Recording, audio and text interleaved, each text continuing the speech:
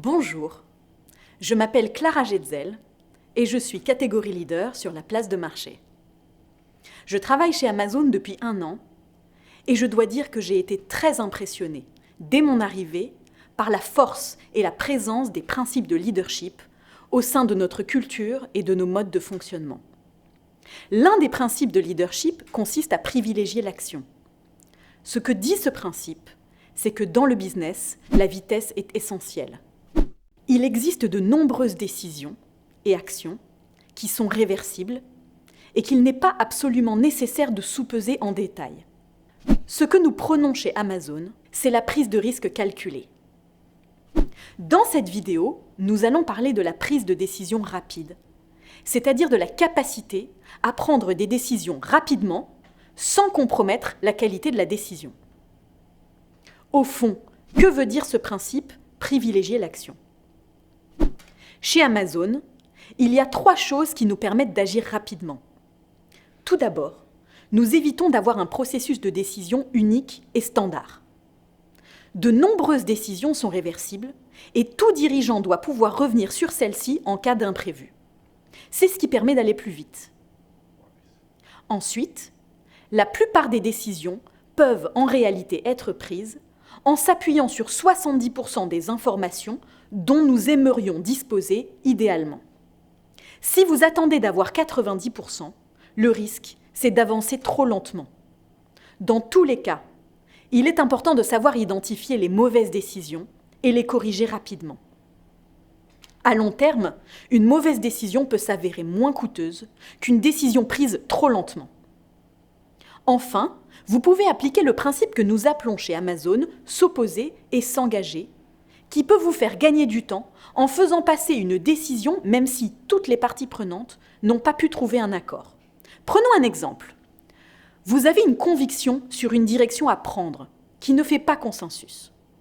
Dans ce cas, vous pourriez dire « Je sais que nous ne sommes pas d'accord sur ce point, mais voulez-vous prendre ce pari avec moi et tenter cette approche ?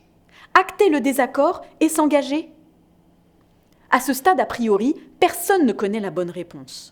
Et vous obtiendrez probablement un accord pour avancer, tout en reconnaissant qu'il n'y a pas d'alignement. Porte à sens unique et porte à double sens. Dans sa lettre aux actionnaires de 2016, Jeff Bezos a expliqué un concept devenu incontournable chez Amazon. La différence entre une porte à sens unique, ou décision irréversible, et une porte à double sens, ou décision réversible. Certaines décisions sont lourdes de conséquences et irréversibles ou presque, des portes à sens unique. Et ces décisions doivent être prises avec méthode, avec soin, en prenant le temps nécessaire et en allant chercher plusieurs conseils et avis. Si vous avancez et que l'issue ne vous plaît pas, vous ne pourrez pas revenir en arrière. Mais la plupart des décisions ne sont pas de cette nature, elles sont réversibles. Ce sont des portes à double sens. Si vous avez pris une décision qui n'était pas la meilleure, vous aurez la possibilité de faire marche arrière. La capacité à distinguer une porte à sens unique d'une porte à double sens peut avoir un impact important sur la vitesse à laquelle vous prenez vos décisions. Comment sait-on que nous sommes face à une décision irréversible ? Souvent, nous hésitons ou alors nous avons tendance à penser que chaque décision est une porte à sens unique. Par conséquent, nous développons une aversion au risque excessive. Comment le principe « s'opposer et s'engager » et le principe de la porte à double sens fonctionnent-ils chez Amazon ?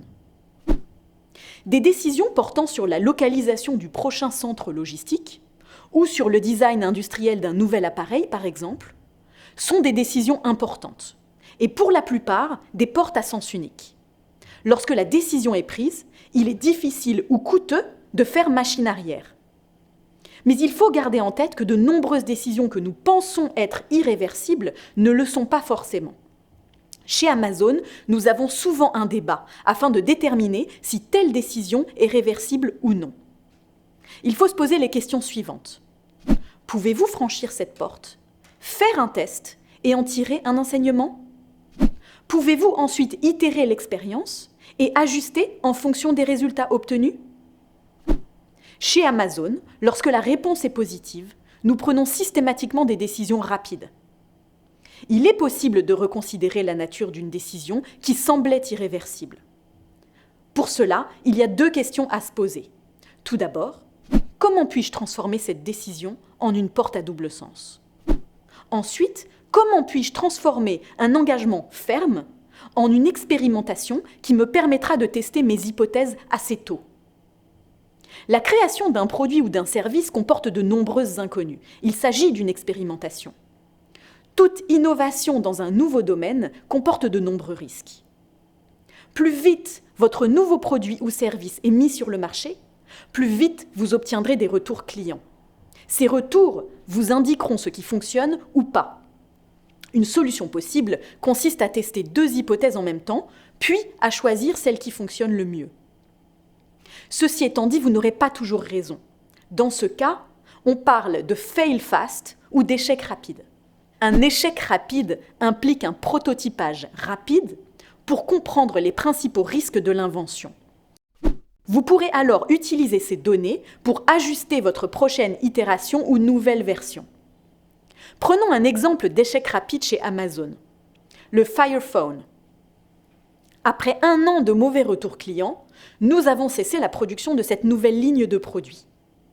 Les leçons que nous en avons tirées concernant la fabrication du produit ou la collaboration avec les fournisseurs nous ont aidés ultérieurement à développer d'autres appareils. On peut considérer que le Fire Phone a mené vers Alexa. L'innovation et la prise de décision rapide vont de pair avec une tolérance à l'échec qui est inévitable dans un tel cadre. La clé pour avancer au sein d'une entreprise réside dans notre capacité à tirer les enseignements de chaque expérimentation pour s'adapter et itérer. Personne n'apprécie l'échec, mais nous savons que cela existe. Et nous ne devons surtout pas cesser d'expérimenter et de prendre des risques, car au bout du chemin, il y a peut-être un Prime ou une Alexa. Vous pouvez vous permettre de nombreux échecs lorsque vous savez que ce genre de choses peut arriver. Comment puis-je appliquer ce principe au sein de ma PME ? Passons en revue les critères qui permettent de déterminer si une décision est à sens unique ou à double sens. Commencez par vous poser 2 questions simples. Quelles sont les conséquences de cette décision ? Et ensuite, cette décision est-elle réversible ?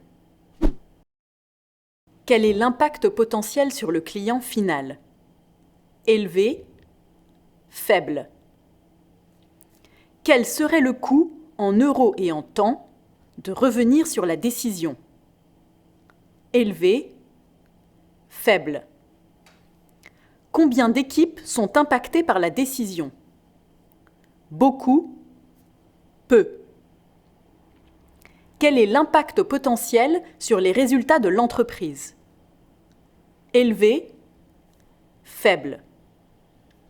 Quel est l'impact potentiel sur le ou les avantages de l'entreprise par rapport à ses concurrents, ses fournisseurs, ses distributeurs ? Élevé, faible. Quel est le coût en euros et en temps de la mise en œuvre de la décision ?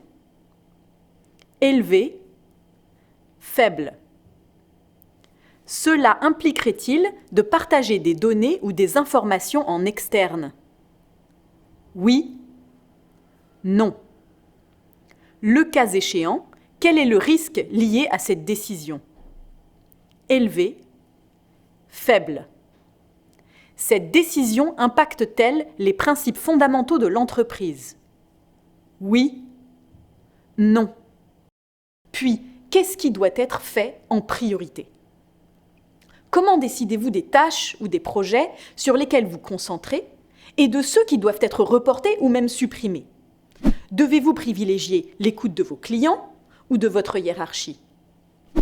La hiérarchisation des priorités constitue l'un des défis les plus courants auxquels nous sommes tous confrontés, tout simplement parce que personne ne dispose de temps et de ressources illimitées. Face à 2 options, comment savez-vous laquelle prioriser ? Il existe quelques conseils qui peuvent aider vos équipes à établir des priorités. Tout d'abord, le long terme prime sur le court terme.